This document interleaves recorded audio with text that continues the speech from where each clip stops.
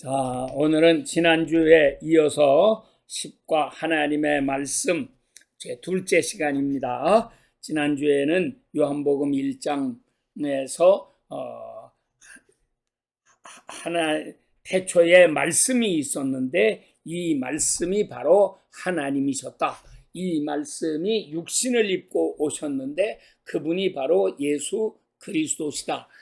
이제 이런 말씀을 전했습니다. 그래서 그 로고스라고 하는 그 말이 무슨 뜻이냐 하는 것을 세 가지로 이렇게 간단하게 설명을 드렸고요. 오늘은 다른 데에서 하나님의 말씀, 예수님을 하나님의 말씀이라고 할 때에 어떤 의미가 있는가 하는 것을 조금 더 깊이 또 생각을 해보려고 하는 것입니다. 자, 오늘은 예수님께서 말씀이라고 하셨는데 이 말씀이 구약성경 1장 1절, 요한복음 1장 1절 이렇게 되죠. 태초에라는 말이 똑같이 나와요. 태초에 하나님이 천지를 창조하시니라. 요한복음에는 태초에 말씀이 계시니라. 이 말씀이 하나님과 함께 계셨으니 이 말씀이 곧 하나님이시다. 자, 이제 이렇게 설명이 되는데, 그래서 지난 시간에는 요한복음 1장 1절에 말씀이 계시니라, 이 말씀이 로고스라고 하는 단어다 하는 것을 말씀했고, 오늘은 창세기 1장 1절에 하나님이 천지를 창조하셨다 하는 이제 그 말씀에 초점을 두고요. 하나님이 천지를 만드시는데 어떻게 만드셨느냐 하는 거죠. 그래서 천지를 창조하시는데 세 가지의 요소가 있었다고 성경은 설명합니다. 이 말씀이 이제 예레미야 51장 15절하고 10장 12절하고 똑같은 말씀이 이렇게 두 번 나타나는데요. 뭐라고 설명했는 거니?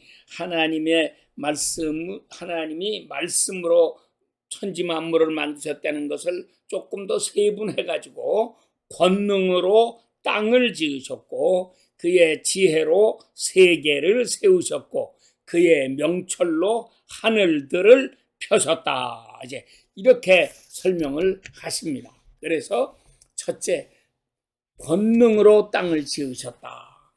그래서 이 땅에는 하나님의 권능이 나타나는 것입니다. 그래서 우리 인간은 하나님이 땅에 있는 흙으로 만드셨잖아요. 그래서 우리 인간은 육신을 가지고 있습니다. 그래서 이 육신은 땅을 좋아한다. 땅에 붙은 것을 좋아한다. 또 다른 말로 바꿔 말하면 하나님의 권능을 좋아한다. 이제 그런 얘기가 되는 거죠. 그래서 권능으로 땅을 지으셨다. 하나님의 능력으로 우리 인간의 육체를 만들어 놓으셨다. 그래서 우리가 이 육체를 지으심이 얼마나 오묘하신지 시편 139편 14절에서는 우리 개역성경에 하나님이 우리의 장도를 지으심이 신묘막측하십니다 라고 이제 좀 어려운 문자를 써가지고 표현을 했습니다. 개정판에서는 조금 이제 쉬운 말로 고치기는 했지만 여하간 하나님께서 우리를 지으신 것이 너무너무 신묘해서 우리는 다 측량할 수가 없다. 이렇게 말씀을 하고 있는 것입니다. 그래서 하나님은 권능으로 땅을 지으셨어요.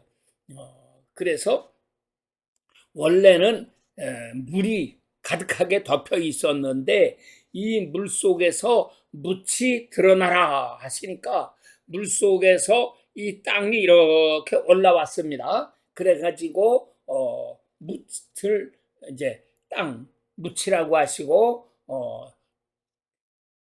바다 물은 이렇게 아래로 내려가서 모여지니까 그거를 바다라고 하시고 이렇게 해서 지구가 만들어졌다고 하는 것입니다. 자, 이렇게 신비하게 만들어져 있습니다. 그리고 오늘날에도 이 세상의 육지와 바다는 오묘하게 조화를 가지고 있죠.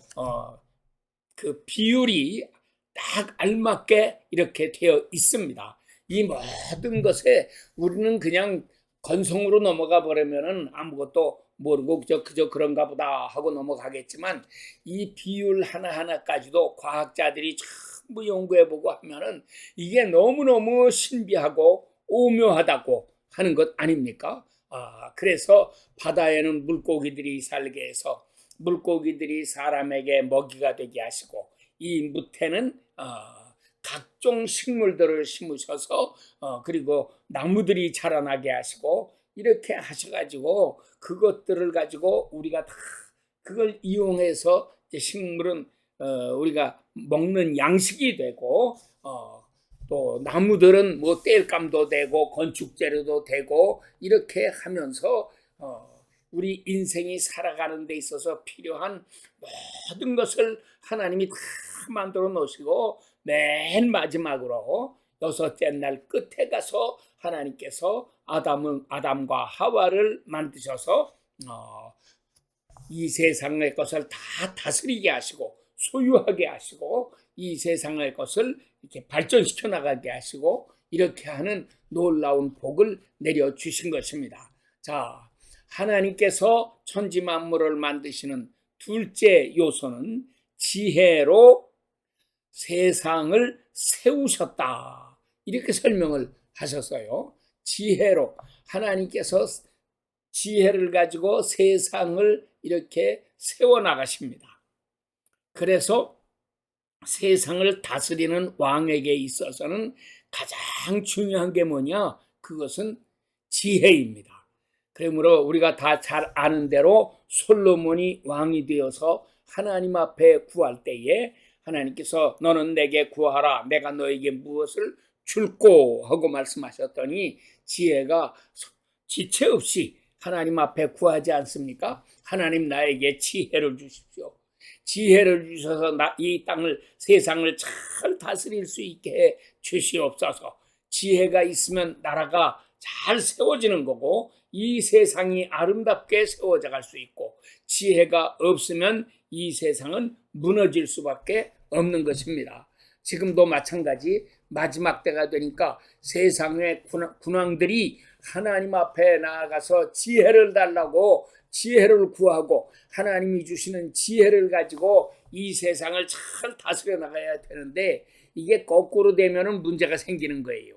그러니까는 어떤 권능을 가지고 권위로서 세상을 다스리려고 하면 그거는 잘못돼 가는 거죠. 그거는 반드시 망하는 것이고, 하나님으로부터 지혜를 받아가지고 이 세상을 다스려 나가려고 하게 되면 하나님께서 거기에 자꾸 복을 내려주시니까 이 세상이 더 아름답게 되고 바르게 되고 이렇게 잘 돼갈 수가 있는 것입니다. 그러므로 우리가 어떻게 살아야 될 것이냐? 첫째는 권능을 받아야 돼요. 그래서 예수님께서 말씀하신 그대로 오직 성령이 너희에게 임하시면 너희가 권능을 받고, 그래서 이 능력을 받아가지고 이 땅에서 기사이적을 일켜나가기도 하고요. 그래서 이 능력을 받아가지고 예루살렘과 온 유대와 사마리아와 땅 끝까지 이르러서 나의 증인이 되리라 하셨으니, 우리 하나님을 섬기는 모든 성도들, 목사님들은 말할 것도 없는 거지만 평신도들도 다 반드시 받아야 되는 게 성령 충만. 그래가지고 성령 받으면 첫째로 나타나는 것이 능력이다. 이 권능이 나타나야지 하는 것입니다. 그래서 권능이 나타나면 남들에게도 좋은 일을 시키는 거지만 무엇보다도 먼저 나 자신에게 이게 유익이 되는 거죠. 그래서 하나님의 권능이 나에게 있으니까 이것이 두 가지로 역사해요. 첫째는 죄를 이길 수 있는 힘. 그래서 마귀가 우리를 유혹할 때에 마귀를 물리치고 마귀의 세력을 깨뜨릴 수 있는 힘, 이것이 권능입니다. 그리고 물론 예수님처럼 기사이적을 막 행하시고 병자를 고치고 죽은 자를 살려내고 이런 일도 다 하면은 얼마나 좋겠습니까마는, 그러나 하나님께서는 그런 일들은 그렇게 쉽게 주시지 않고요. 또 그런 권능을 받아가지고 일하다 보면 사람들이 잘못되는 경우가 너무나 많아요. 교만이 들기도 하고 그래서 그 권능 못 받은 사람한테 그런 병 고치는 은사 같은 거, 귀신 쫓아내는 권능이 안 나타나는 사람을 얕잡아 보고 비판하고 이렇게 되기도 쉽고, 그런데 이렇게 해가지고 이 사람들 자신이 잘못될 위험이 커지는 것입니다. 그러니까 능력을 받아도 하나님 앞에서 더 겸손하고 진실한 자세를 가지고 살아가야지 되는데, 우리가 그렇게 하지 못할 때에는 오히려 하나님으로부터 받은 은혜가 나에게 복이 되는 게 아니라 그것이 화가 될 수도 있다 하는 것입니다. 이것은 다른 모든 것으로도 마찬가지예요. 돈이 많다, 다 얼마나 좋아요. 그런데 돈 많아 가지고 오히려 불행해지는 사람들이 세상에 또 얼마나 많습니까? 돈이 많기 때문에 자기 개인도 신세 망치고 폐가 망신을 당하기도 하고요. 돈이 많아서 자식들이 전부 탈선하고 잘못된 길 가게 되기도 하고요. 이렇게 불행한 일들이 많습니다. 돈이 많은 집은 자식들이 부모에게 효도도 잘 안 한다고 그러잖아요. 오히려 가난한 집 애들이 부모에게 효도를 잘한다.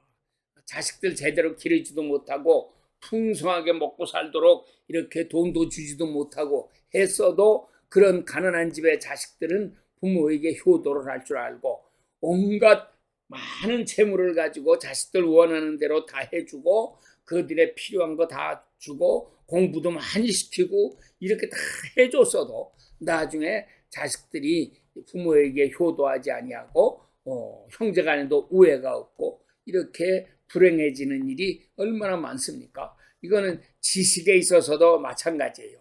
이왕이면 무식한 것보다는 유식한 게 좋은 거 아닙니까? 공부 못한 것보다는 공부를 많이 한 게 좋지 않아요? 우리 한국 사람들은 우리 한글이 너무나 쉽기 때문에 우리 한국 사람들은 학력이 제일 높습니다. 그래서 우리는 공부를 많이 하고 웬만하면은 대학교들은 다 졸업해서 우리 한국 사람은 70% 이상이 대학교를 졸업했다고 그러지 않습니까? 이렇게 학력이 높으니까 학력이 높으면 그만큼 시민 의식도 높아질 수 있는 거예요. 가르치는 게 잘 먹혀 들어가잖아요. 이해가 잘 되니까. 그런데 중국은 한자, 글자가 어려우니까 책을 읽지 못해요. 초등학교 다니면 뭐합니까? 글자가 어려워가지고 교과서를 읽을 수가 없는데 말을 하는 거는 알아들을 수가 있겠지만 글자가 어려우니까 이게 안 통한단 말이에요. 1번만 해도 유치원 애들이 이렇게 이름표를 달고 다니는데 이름표에 한자로다가 다 되어 있으니까 애들이 자기 이름자 쓰는 것도 제대로 못하는 애들인데 다른 아이들의 명찰을 보고 다른 애들 이름을 어떻게 알겠어요? 그러니까 이 애들이 이제 학교 가서 공부를 해도 뭐 가다카나 히라카나 이런 거는 이제 공부를 해가지고 읽을 수가 있겠지만 중간중간에 나오는 한자들은 읽어낼 재주가 없거든요. 이래가지고 사실은 학력이 많이 뒤떨어지는 것이고요. 그 많은 한자를 다 공부를 하려니까 얼마나 힘이 들겠습니까? 그러니까 이렇게 학력이 뒷받침해 주지 못하면 그만큼 이제 시민 의식이라든지 도덕적 수준이라든지 이런 것도 자꾸 떨어지게 되는 거예요. 그래서 우리가 하나님 앞에 늘 감사하고 이렇게 좋은 한글, 쉬운 한글을 우리에게 만들어서 주신 세종대왕님께 정말 감사하고 그 배후에 세종대왕이 만든 게 아니고 사실은 하나님께서 우리 한국 백성을 위해서 이 좋은 한글을 창제하도록 역사해 주셨다. 이걸 깨달아가지고 우리 하나님께 자꾸 감사하고 영광 돌릴 수 있는 사람들이 되어야지만 하겠습니다. 그러니까는 일본의 아이들은 유치원에 이름표를 다는데 거기에다가 뭐 한자로다가 이렇게 이름을 썼겠죠. 그리고 그 밑에는 한글로다가 아무개다 그러고 이름을 쓰니까. 근데 한글 써놓으면은 일본 애들은 유치원 애들도 다 읽는단 말이에요. 한글이 얼마나 쉽습니까? 그러니까 조그만 애들 5살짜리 4살짜리한테라도 한글은 그저 몇 시간만 가르치면 애들이 졸졸졸졸 따라서 읽을 수 있게 되니까 얼마나 그게 쉬워요. 그래서 우리 한국 사람들은 특별히 하나님 앞에 감사 다른 나라 사람보다도 더 감사를 많이 해야지 하겠습니다.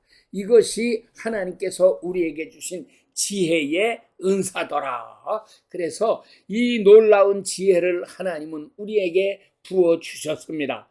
이런 지혜를 우리가 충만히 받아가지고 더 발전시켜야지 합니다. 솔로몬은 원래 지혜가 있던 사람이었어요.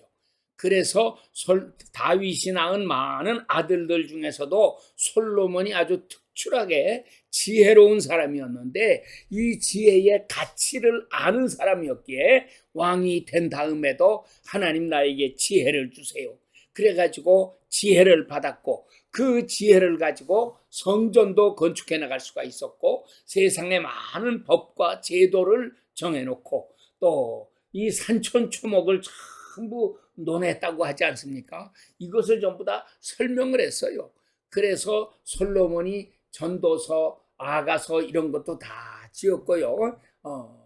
그래서 인생의 바른 길을 가르쳐주는 이런 지혜로운 글들을 많이 가르치고 이런 거를 써서 후세에게 전해주었고 또 그가 이제 세상에 다른 왕들이 찾아와서 여러 가지 어려운 문제를 가지고 물어볼 때에 하나님이 주시는 지혜를 가지고 날마다 시간마다 순간마다 주시는 지혜를 가지고 자꾸 가르쳤겠지요. 이렇게 해서 부지런히 가르쳐 가지고 이 세상 왕들에게 하나님을 알게 해주고 저들이 자기 나라에 가서도 하나님을 잘 섬길 수 있도록 만들어주고 이런 전도자의 역할을 잘 감당했다고 하는 것입니다. 이렇게 해서 지혜를 주셨습니다. 그래, 세상을 다스리는 데는 지혜가 최고다.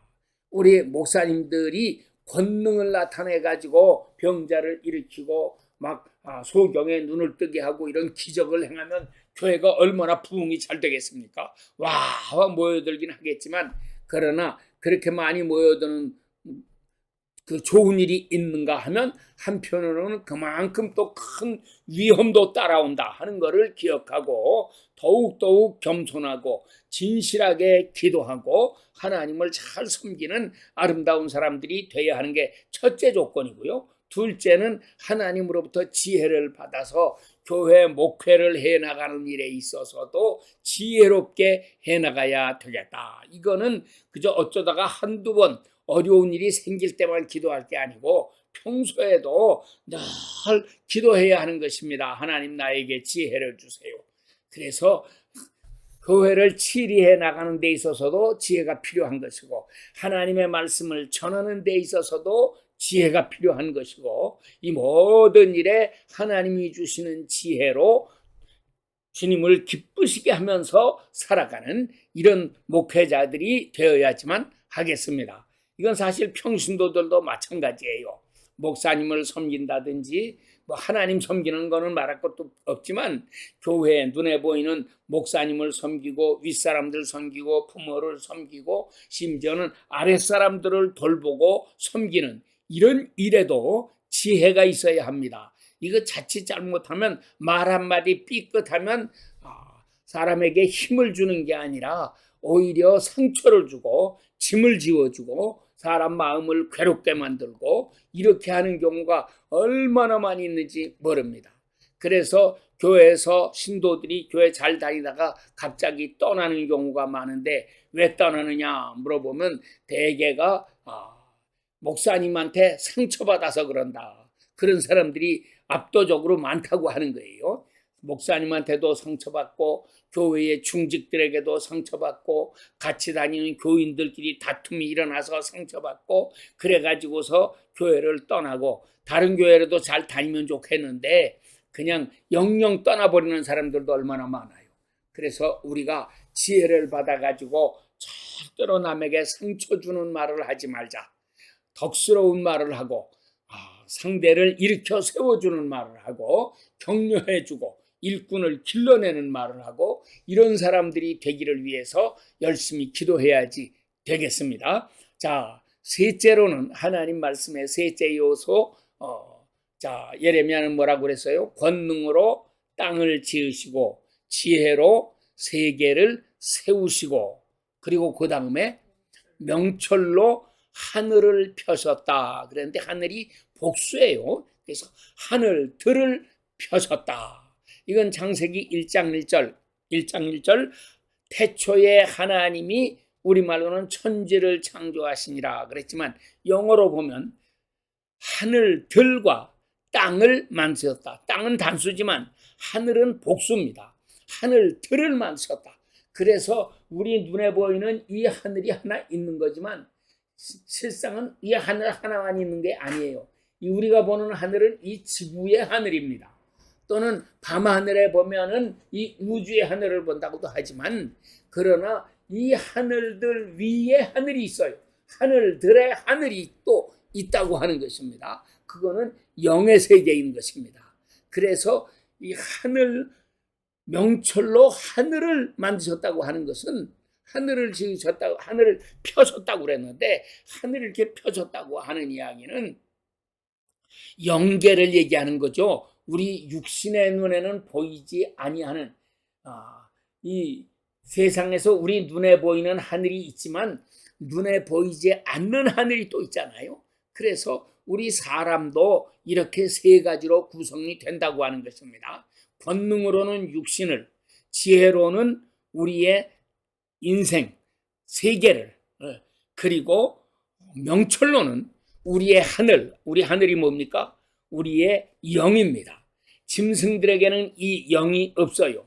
그러니까 짐승들에게는 사실 하늘을 가르쳐줘 봐야 이놈들은 뭐가 뭔지 아무것도 모르는 놈들이죠. 그렇지만 우리 사람들은 이 세상의 짐승들처럼 육신에 먹을 것을 가득히 쌓아놓으면 배부르고 만족하냐? 아니에요. 절대로 만족이 없습니다. 사람들은 더 많이 쌓아놓으려고 그래요. 더 많이 쌓아놓으면 만족이 있을 것 같아서 쌓으려고 하는 것입니다. 그러니까 10억 재산을 가지면 100억 재산을 가지고 싶고 100억을 가지면 1000억을 가지고 싶고 1000억을 가지면 조 단위로 엄청난 재산을 가지고 싶고 내가 많은 재산을 가졌는데 저 사람이 나보다 재산이 더 많다 그러면은 질투가 나잖아요. 내가 1등을 해야 되겠는데 그래가지고 내가 재산을 더 많이 쌓으려고 하게 되고 왜 만족함을 모르느냐? 이거는 하늘을 모르기 때문에 그러는 것입니다. 그래서 명철을 받아야지 하는 것입니다. 명철을 가지고 하늘을 하나님께서 펴셔서 그래서 우리가 이 하늘을 알게 되면 이 땅에 있는 거는 사실은 그건 가치 없는 것이라는 게 깨달아지는 거 아닙니까? 그래서 우리가 영의 사람으로 변화를 받으면 이 육신에 속한 거는 그까짓 거는 별거 아니다. 그런 거 가지고는 자랑할 것도 못 된다. 그거를 내가 사모하고 살 필요도 없는 거다. 이런 깨달음이 우리에게 오고 날이 갈수록 더 신령한 은혜를 사모하게 되고 이 은혜 안에 들어가는 사람이 되는 것입니다. 그래서 예수님도 부자 청년에게 하신 말씀은 물론이고 이제 천국 비유를 설명하시면서도 똑같이 말씀을 하시는 건데 너의 소유를 다 팔아서 가난한 자들에게 주어라. 그리하면 하늘에서부터 보화가 너에게 있을 것이다. 이렇게 말씀을 하셨어요. 그런데 이 부자 청년은 재물이 많은 사람이었기 때문에 예수님의 그 말씀을 듣고도 결단을 못 내렸습니다. 옳습니다 하고 이 재산을 버리고 하나님이 내려주시는 하늘로부터 내려오는 이 하늘의 보화를 받아가지고 살았으면 얼마나 좋았겠습니까만은 그거를 못하는 사람이 되고 말았어요. 그러면 가난한 사람들은 그거 할 수 있느냐?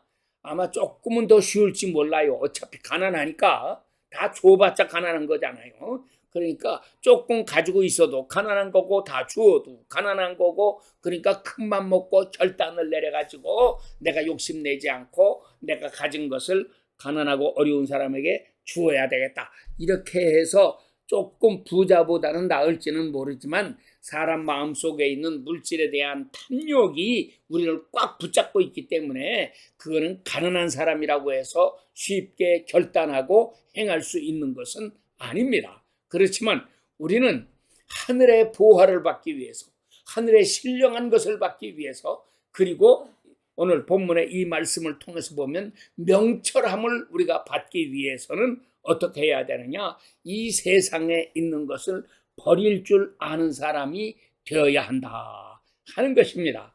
옛날 우리가 젊었을 때에는 세상 것을 다 움켜잡으려고 욕심을 내고 살았지만 나이가 들게 되면 이제는 정리를 해야 하지 않습니까? 자, 우리 어린아이가 태어나면은 두 손을 꽉 움켜쥐고 태어난대요.